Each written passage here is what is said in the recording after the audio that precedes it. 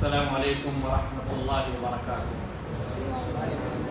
ان الحمد للہ نحمده ونستعینه ونستغفره ونعوذ باللہ من شرور انفسنا ومن سیئات اعمالنا، من يهده الله فلا مضل له ومن يضلل فلا هادي له، واشهد ان لا اله الا الله وحده لا شريك له، واشهد ان محمدا عبده ورسوله۔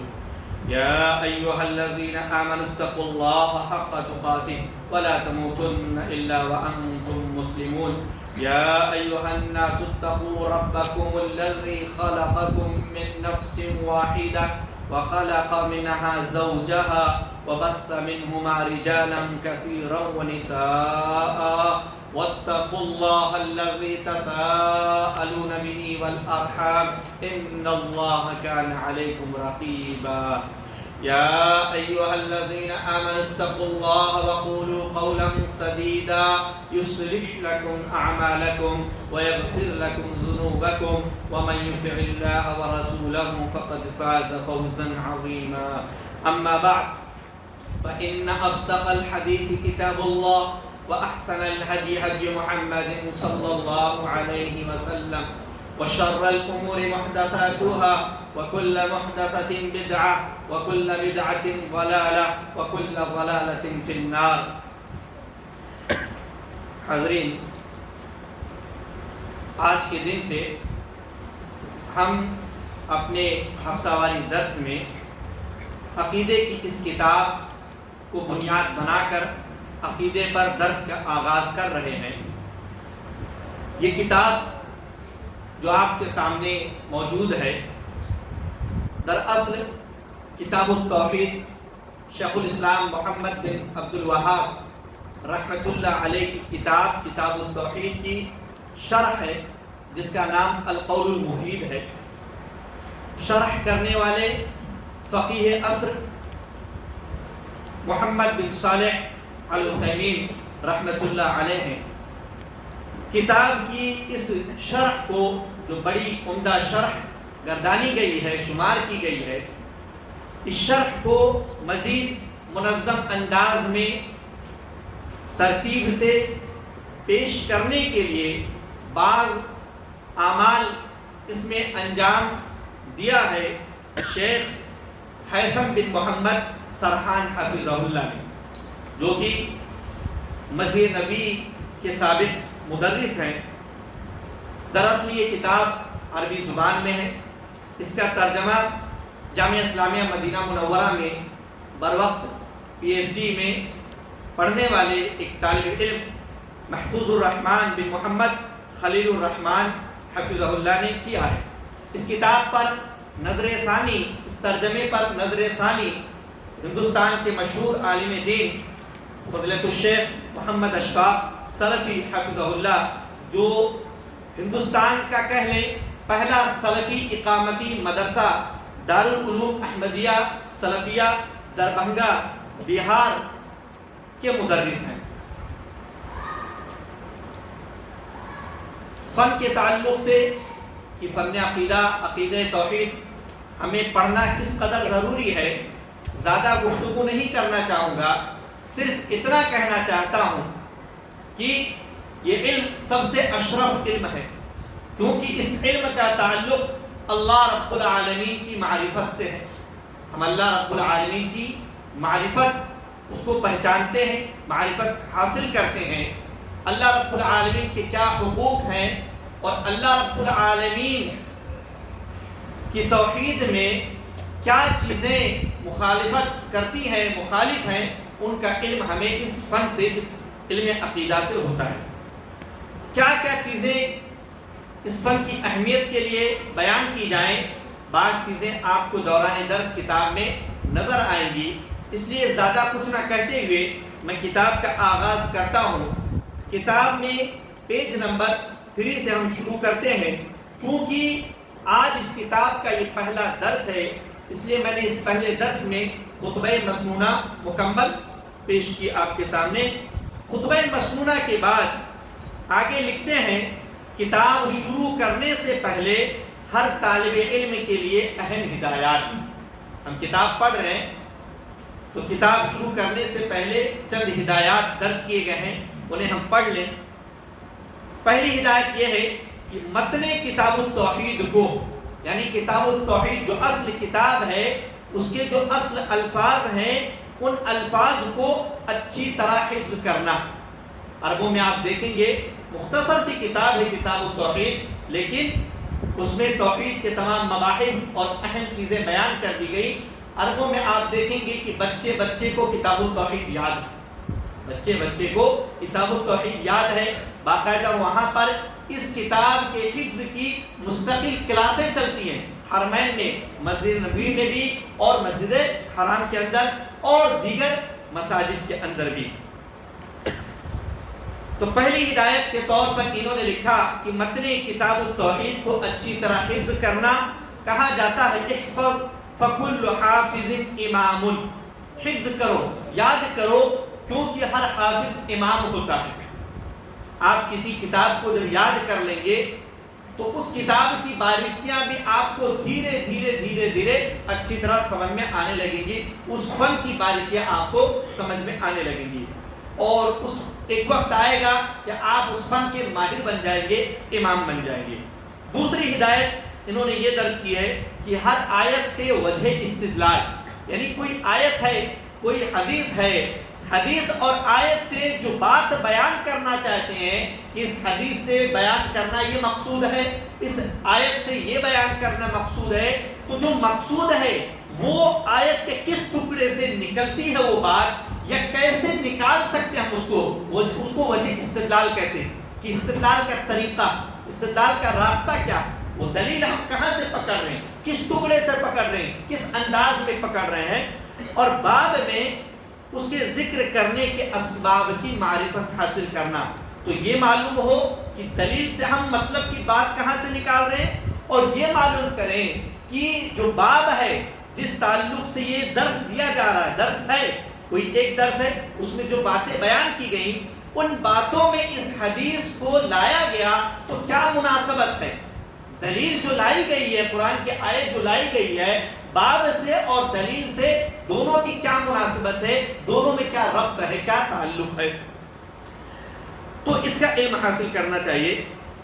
تیسری ہدایت، ہر باب کو کتاب التوحید میں ذکر کرنے کے اسباب، کہ اس باب کو کتاب التوحید میں کیوں ذکر کیا گیا ہے، ہیڈنگ لگتی ہے، باب یعنی جو ہیڈنگ لگتی ہے، شرک کا بیان، توحید کا بیان، تو اس باب کو کتاب التوحید میں کیوں ذکر کیا گیا، کتاب التوحید سے اس باب کا کیا تعلق ہے، اس کے اسباب اور اس کی مناسبت، اور کتاب سے ربط کو کہ کتاب سے اس باب کا کیا تعلق ہے۔ پوری کتاب کتاب التوحید ہے، اس کے اندر ایک باب ہے توحید کے وجوب کا بیان، اب اس باب کا اصل کتاب سے کیا تعلق ہے یہ ہمیں جاننا چاہیے۔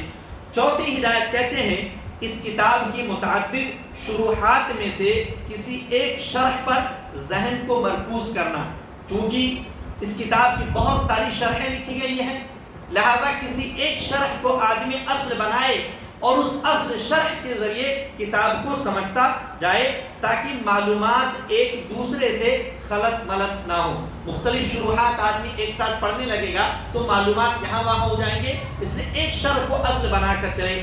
لہذا ہم اس کتاب کے لیے شیخ ابن عثیمین رحمۃ اللہ علیہ کی شرح القول المفید پر ذہن کو مرکوز کریں گے، اور جب اس سے فارغ ہوں گے تو پھر دوسری شرح سے استفادہ کریں گے، اور ہم شرح کے دوران اسی نہج پر، اسی طریقے پر چلیں گے۔ آگے لکھتے ہیں ہم اس کتاب کو کیوں پڑھیں، کتاب التوحید، اسی کتاب کو ہم کیوں پڑھیں، توحید پر اور بھی بہت ساری کتابیں، لیکن اس کتاب کو ہم کیوں چن رہے ہیں اور کیوں پڑھنا چاہیے، درج کرتے ہیں اسباب۔ کیونکہ علماء ربانیین نے، یعنی اللہ والے علماء نے اس کے پڑھنے کی نصیحت کی ہے کہ اس کتاب کو پڑھا جائے۔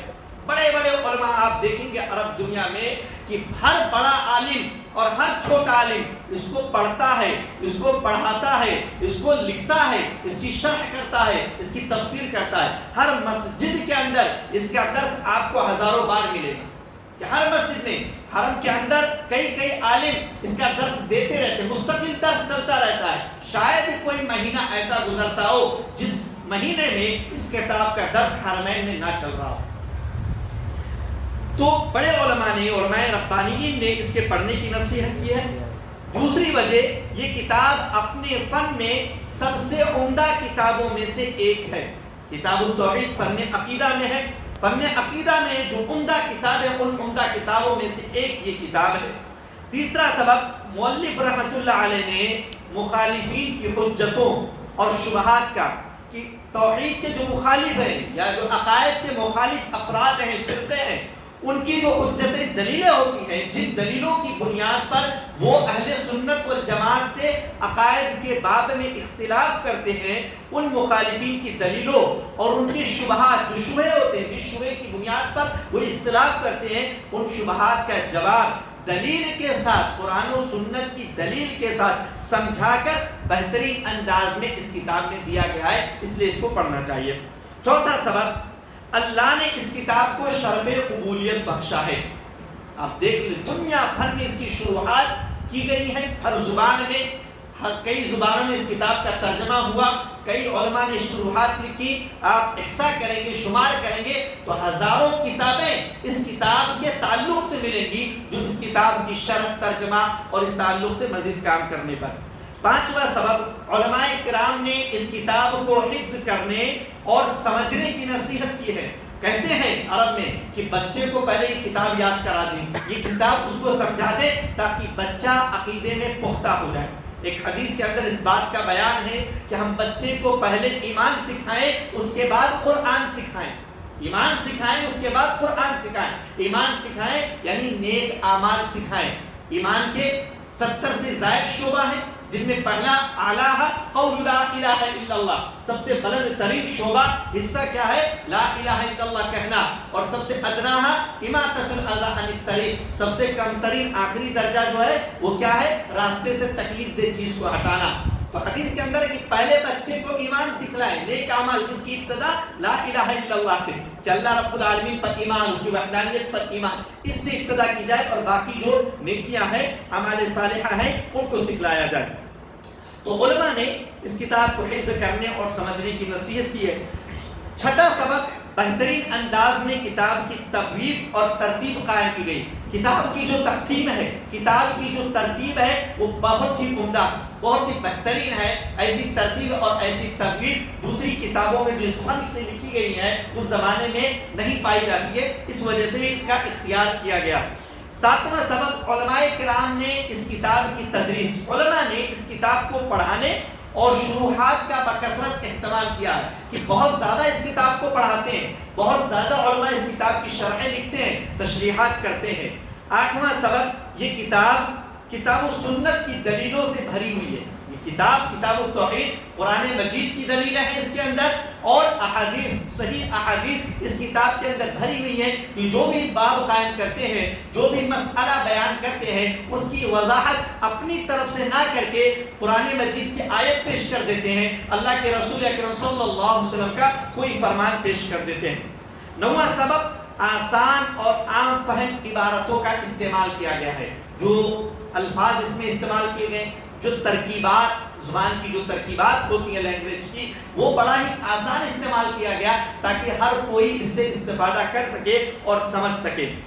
10واں سبب، مؤلف کتاب کے ذی علم اور صحیح العقیدہ ہونے کی علماء کرام نے گواہی دی ہے، کہ اس کتاب کے جو لکھنے والے ہیں وہ ذی علم انسان تھے، اہل علم میں سے تھے، اور ان کا عقیدہ درست تھا۔ اس بات کی گواہی بہت سارے علماء کرام نے دیے، اور ان کو مجدد کہا ہے۔ مجدد یعنی تجدید کرنے والے دین کے۔ حدیث کے اندر آتا ہے کہ 100 سال میں ایک شخص پیدا ہوگا جو اس دین کی، اللہ کے دین اسلام کی تجدید کرے گا، تو ان کو مجدد کہا گیا، یعنی 100 سال میں آنے والا وہ بندہ جس نے دین کی تجدید کی۔ اور آپ اس وقت کے حالات پر غور کریں جب عرب کے حالات، مکہ مدینہ کے اندر قبریں تھیں، مزاریں تھے، اور ان کی پرستش ہوتی تھی، ان کی عبادت کی جاتی تھی۔ پورے عرب کی صورتحال ایسی تھی کہ شرک کی آماجگاہ بنا ہوا تھا پورا عرب۔ اس وقت جو ہے محمد بن عبد الوہاب رحمۃ اللہ علیہ اٹھے، عالم توحید کا جھنڈا لے کر اٹھے،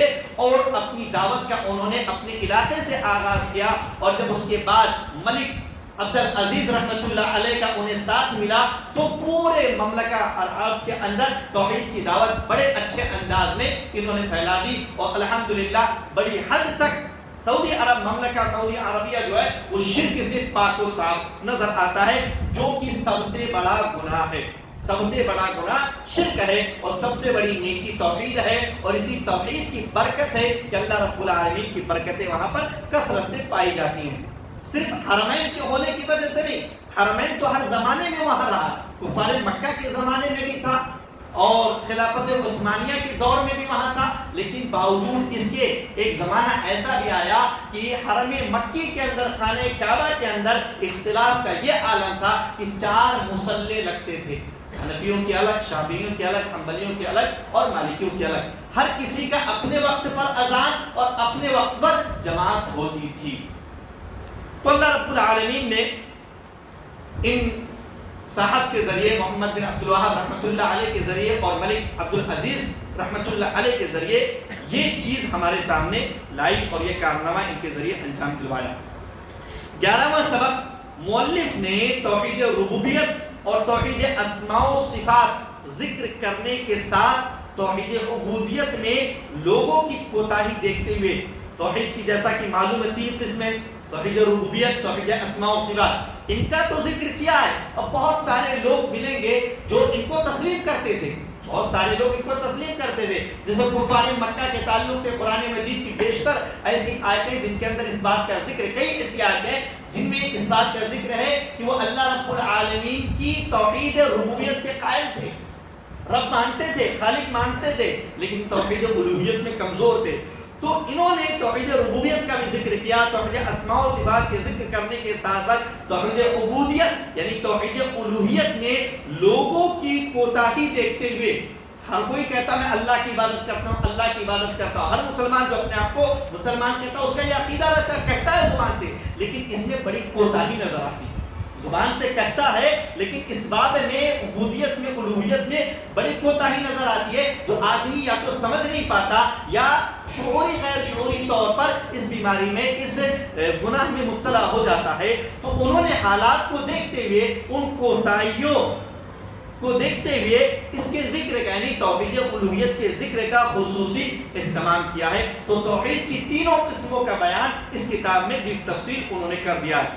12واں سبق، نیز مؤلف کتاب نے اس میں سلف کا طریقہ اختیار کیا ہے، یعنی اپنی طرف سے اس میں کچھ بھی ذکر نہیں کیا ہے۔ سلف کی کتابوں کی طرف آپ رجوع کریں گے تو آپ دیکھیں گے کتاب کے اندر پرانی آیتیں، کتاب کے اندر حدیثیں، اپنی طرف سے کچھ نہیں لکھتے ہیں۔ امام بخاری کی کتاب صحیح بخاری دیکھ لیں آپ، انہوں نے مقدمہ بھی نہیں لکھا، اپنی طرف سے انہوں نے مقدمہ بھی نہیں لکھا، بلکہ آغاز ہی اللہ کے رسول صلی اللہ علیہ وسلم کی حدیثوں سے کر دیا کہ مجھے اپنی طرف سے کچھ لکھنے کی ضرورت نہیں ہے، سیدھا کلام رسول ہی کو پیش کر دیں۔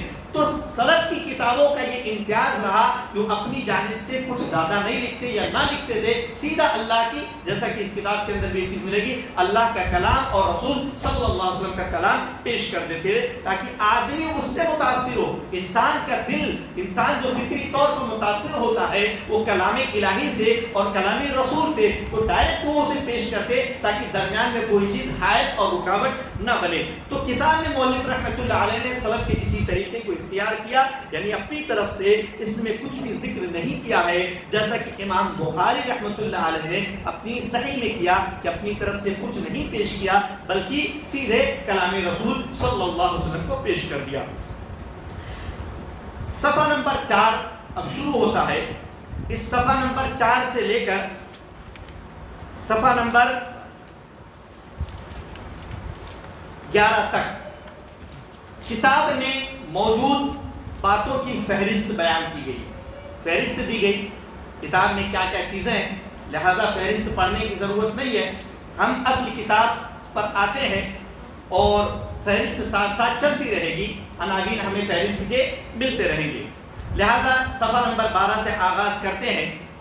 اس کتاب کو 10 قسموں میں تقسیم کیا، 10 قسموں میں تقسیم کیا گیا ہے، ہر قسم کے اندر چند ابواب ہیں، ہر قسم میں چند ابواب ہیں۔ لہذا پہلی قسم ہے جسے انہوں نے مقدمہ لکھا ہے اور اس میں 5 ابواب ہیں۔ کتاب التوحید کی پہلی قسم جسے انہوں نے مقدمہ لکھا، اس میں 5 ابواب ہیں مقدمے میں، اور دراصل یہ کہیں کہ اس کتاب میں مقدمہ ہے ہی نہیں، جیسا کہ ہم نے بیان کیا مقدمہ مؤلف لکھتا ہے اور کتاب کے اندر وہ کیا بیان کر رہے ہیں، کیا بیان کرنا چاہتے ہیں، ان چیزوں کی وضاحت کرتے ہیں، یا کوئی اور صاحب عالم زمانے کا لکھتا ہے اور وہ وضاحت کرتا ہے کہ کتاب کس فن میں ہے، کیا باتیں، کہ اس کتاب کی کیا اہمیت ہے، مولوی کی علمی طور پر کیا حیثیت ہے، یہ ساری باتیں ذکر کرتے ہیں۔ لیکن مولف رحمۃ اللہ علیہ نے جیسا کہ ابھی ذکر کیا گیا سلف کا طریقہ انہوں نے اختیار کیا، مقدمے کو نہیں رکھا، ڈائریکٹ اصل کتاب اور اصل باتیں پیش کرنے لگے ہیں۔ تو اس کتاب میں مقدمہ ذکر نہیں کیا گیا تو انہوں نے سوال قائم کیا کیوں نہیں کیا گیا؟ تو بعض اسباب کہتے ہیں یہ بعض نساخ سے چھوٹ گیا۔ نساخ یعنی نقل کرنے والے، پہلے پرنٹنگ پریس تو تھا نہیں، تو پہلے لوگ لکھتے تھے، کتاب ایک لکھی مؤلف نے، دوسرا نقل کرنے والے ہوتے تھے ناسخ، جن کو نساخ کہتے ہیں، وہ نقل کرتے تھے اس کو۔ تو جو نقل کرنے والے تھے یہ کہتے ہیں کہ مؤلف نے مقدمہ لکھا تھا، لیکن جو ناسخ تھے، نسخ کرنے والے، نقل کرنے والے، انہوں نے چھوڑ دیا، کیونکہ بعض نسخوں میں کتاب کے اور نسخے ہیں جو قلم سے لکھے ہوئے ہیں، ان کو نسخہ کہتے ہیں، قلم سے لکھا ہوا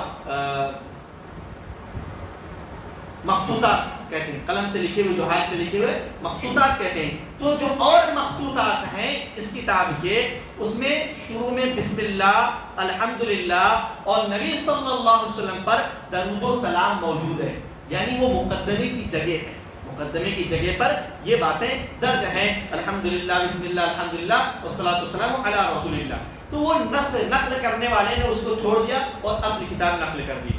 دوسری وجہ کہتے ہیں صرف عنوان پر اکتفا کیا ہے، عنوان یہ کتاب التوحید، صرف یہی مقدمے کی بات ہے، یہی مقدمہ ہے، کیونکہ کتاب کا موضوع ہی توحید ہے، تو لکھ دیا کتاب التوحید، یہی مقدمہ ہے، اب اصل مباحث، اصل باتیں شروع کرتے ہیں۔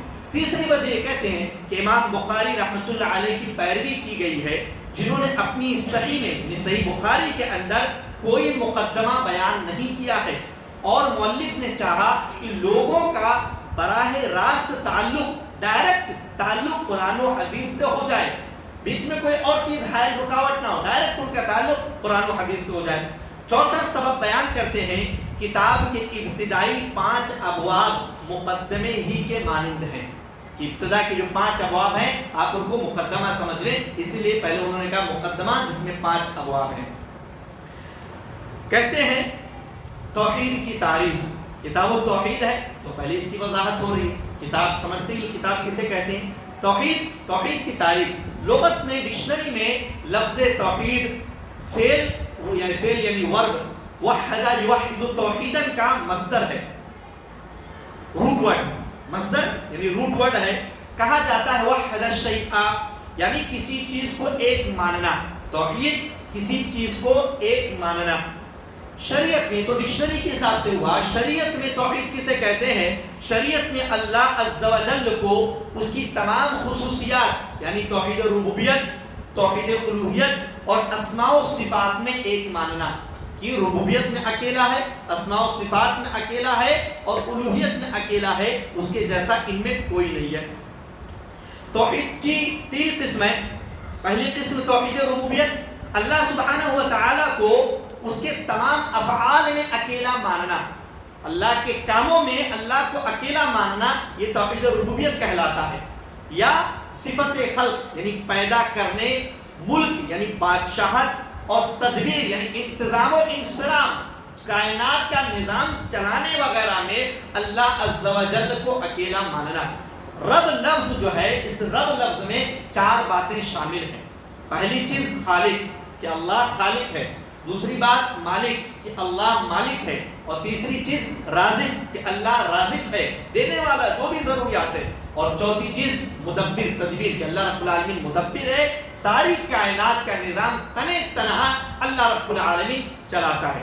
توحید کی دوسری قسم توحید الوہیت ہے، جسے توحید عبودیت بھی کہا جاتا ہے، عبادت سے عبودیت۔ چنانچہ اللہ عز و جل کو اس کی عبادت میں اکیلا ماننا، توحید الوہیت، توحید عبادت، عبودیت کیا ہے؟ عبادت میں اللہ کو اکیلا ماننا، کہ عبادت کے لائق اللہ کے علاوہ کوئی اور نہیں ہے، صرف ایک اللہ ہے۔ توحید کی تیسری قسم توحید اسماء و صفات، اسماء یہ اسم کی جمع ہے جس کے معنی نام ہوتے ہیں، صفات یہ صفت کی جمع ہے، صفت سمجھ رہے ہیں کسی کا وصف، جیسے لمبا آدمی تو آدمی کی صفت ہوئی لمبا۔ تو اللہ کی کیا صفات ہیں، اللہ کی کیا نام ہے؟ کہتے ہیں اللہ تعالیٰ نے اپنی کتاب یعنی قرآن مجید میں یا اپنے رسول کی زبانی، اللہ کے رسول نے اپنی زبان سے یعنی احادیث کے اندر مقبول احادیثوں میں اپنا جو نام رکھا ہے، اللہ نے جو اپنا نام رکھا ہے جیسے رحمان، رحیم، غفور، غفار، یا اپنے لیے جو صفت بیان کی، اپنے لیے جو صفت بیان کی، جیسے بیان کیا کہ میرے ہاتھ ہیں، میرا چہرہ ہے، اللہ نے بیان کیا، اللہ نے بیان کیا کہ انگلی ہے، تو اللہ نے اپنے لیے ایک صفت بیان کی کہ انگلی ہے، اللہ نے بیان کیا اللہ بولتا ہے، یہ اللہ کی صفت ہے، اللہ نے بیان کیا کہ اللہ ہنستا ہے، اللہ نے بیان کیا کہ اللہ غضبناک ہوتا ہے، غصہ کرتا ہے، تو یہ ساری صفات اس میں اس کو تنہا ماننا، تو اللہ کے ناموں میں اور اللہ کی صفات میں تنہا ماننا کہ اللہ کا جو نام الرحمن ہے اور الرحمن کا جو تقاضا ہے، جو ورڈ ہے الرحمن، اور رحمان کا جو معنی مطلب ہوتا ہے اس جیسا کوئی نہیں ہے۔ رحمان کا جو معنی مطلب ہوتا ہے، سمیع لے لے، سمیع سننے والا لفظی طور پر اس کا ترجمہ ہے، تو سننے والا، لیکن اللہ رب العالمین جیسا سننے والا کوئی نہیں ہے، لیس کمثلہ شیء، اس کے جیسی کوئی چیز نہیں، وَهُوَ السَّمِيعُ الْبَصِيرُ، اور وہ سننے والا دیکھنے والا ہے۔ تو انسان اور مخلوقات بھی سنتے ہیں دیکھتے ہیں لیکن اس کے جیسا نہیں، اس کے جیسا نہیں۔ اللہ کی سماعت اور اللہ کی صفات اللہ ہی کے شایان نشان ہے، اس جیسا کوئی نہیں ہو سکتا، اور دیگر لوگوں کی وہ صفات ان کے لائق جیسے ان کے اعتبار سے ہے۔ تو صفات میں اللہ کو تنہا ماننا، جیسے اللہ کی صفت ہنسنا، تو اللہ جیسے ہنستا ویسے کوئی نہیں ہنس سکتا، اللہ جیسے غصہ کرتا ہے ویسے کوئی نہیں غصہ کر سکتا، تو اللہ اپنی صفت میں اکیلا ہے، تنہا ہے، اور وہ اس طرح کہ اس نے اپنے لیے جو ثابت کیا ہے اس کو ماننا، اللہ نے اپنے لیے جو نام جو صفات ثابت کیے ہیں ان کو تسلیم کرنا کہ ہاں یہ اللہ کی صفت ہے، جیسے ہاتھ اللہ نے ثابت کیا تو تسلیم کرنا ہاں اللہ کے ہاتھ ہے۔ بعض لوگ انکار کرتے ہیں، اس کی تفصیل آ رہی ہے، اور جس کی نفی کی اور جس کا انکار کیا کہ یہ اللہ کی صفت نہیں ہے، جیسا کہ آیت الکرسی کے اندر اللہ رب العالمین نے ذکر کیا لا تأخذوا سنۃ ولا نوم، کہ اللہ رب العالمین کو نہ اونگ پکڑتی ہے اور نہ ہی نیند، اللہ کو نہ اونگ آتی ہے اور نہ نیند، ایسا نہیں ہوتا کہ اللہ سوتا ہے، یا ایسا بھی نہیں ہے کہ اللہ کو اونگ آتی ہے۔ اونگ کس کو آتا ہے؟ اونگ تو نقص کی کمی کی علامت ہے نا، اونگ آ گیا آدمی سستی ہو گیا، اس میں تھک گیا تبھی اونگ آئی، تو اللہ کے لیے ایسی کوئی صفت نہیں ہے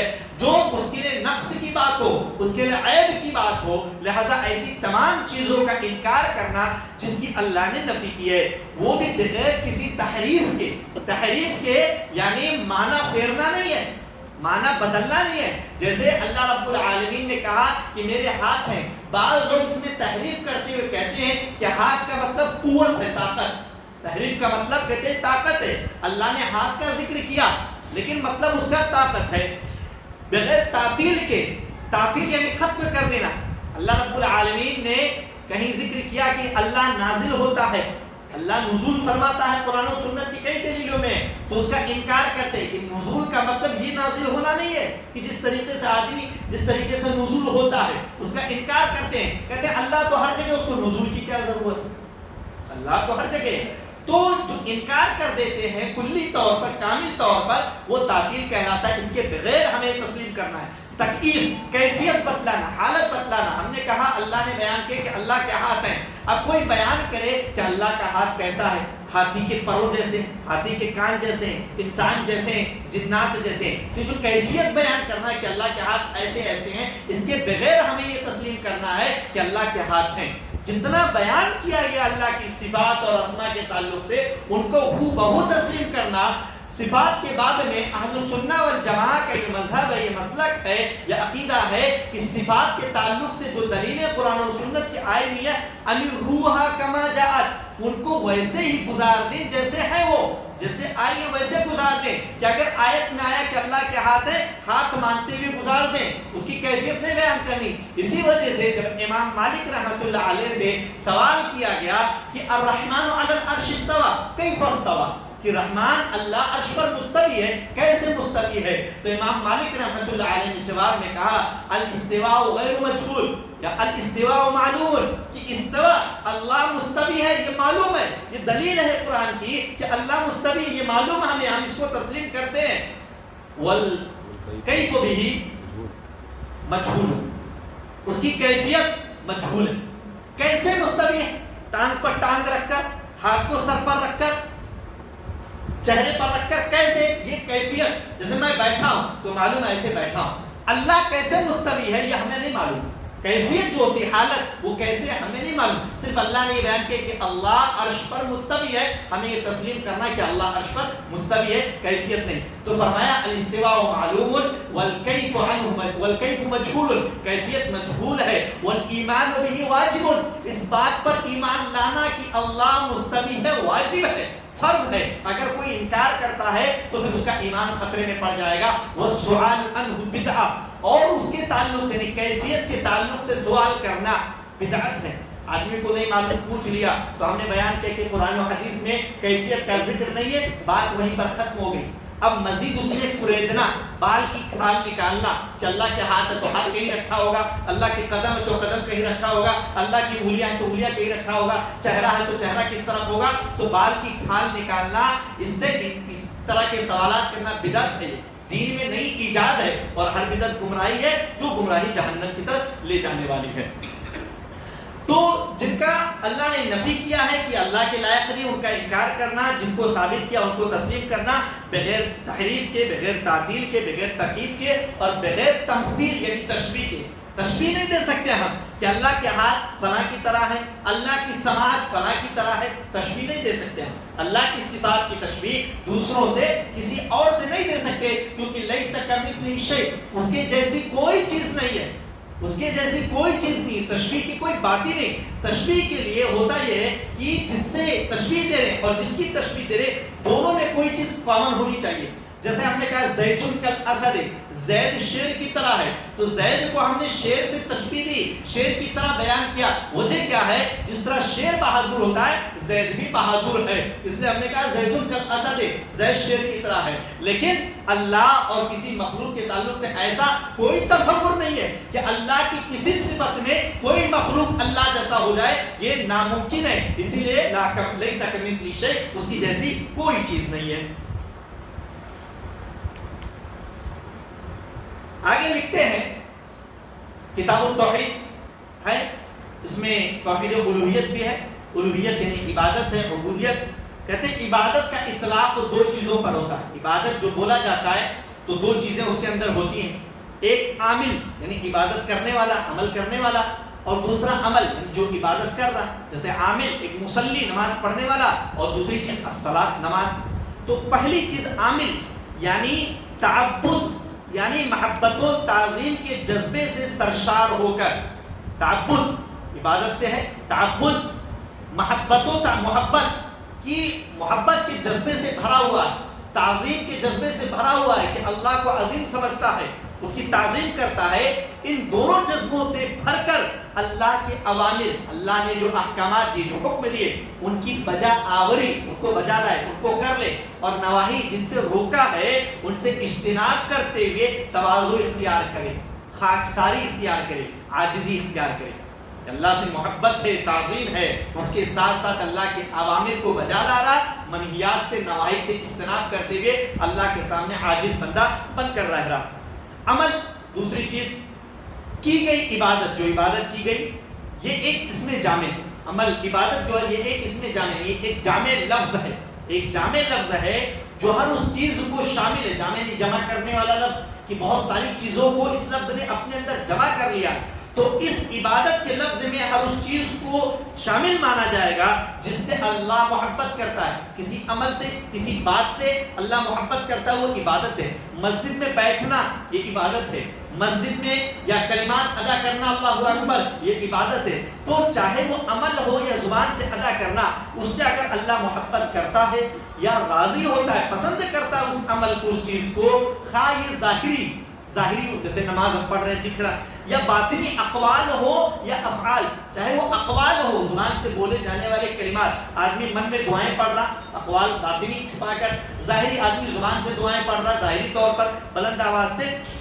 تو اقوال یا اعمال چاہے ظاہری ہو، اعمال جیسے روزہ رکھنا وہ تو باطنی عمل ہے نا، روزہ رکھنا باطنی عمل ہے. ہم اگر روزہ نہ رکھیں تو دوسروں کو احساس نہیں ہوگا. تو باطنی اعمال ہو یا پھر اقوال ہو، دونوں چیزوں جن سے اللہ محبت کرتا ہے یا ان کو پسند کرتا ہے اسے عبادت کہتے ہیں. یہ قول ابن تیمیہ رحمۃ اللہ علیہ کا، عبادت کی تعریف جو کی گئی یہ ابن تیمیہ رحمۃ اللہ علیہ کی تعریف ہے. اتفاق کرنے سیکھا. آج کے درس کو اسی پر ختم کرتے ہیں انشاءاللہ العزیز. اگلے درس میں جو کہ اسی روز یعنی پیر ہی کے دن اسی جگہ پر انشاءاللہ العزیز منعقد ہوگا. اللہ رب العالمین سے دعا گو کہ ہم تمام لوگوں کو توحید میں پختگی پیدا کرنے کی توفیق عطا فرمائے. آمین. تقبل یا رب العالمین. وآخر دعوانا ان الحمد للہ رب العالمین.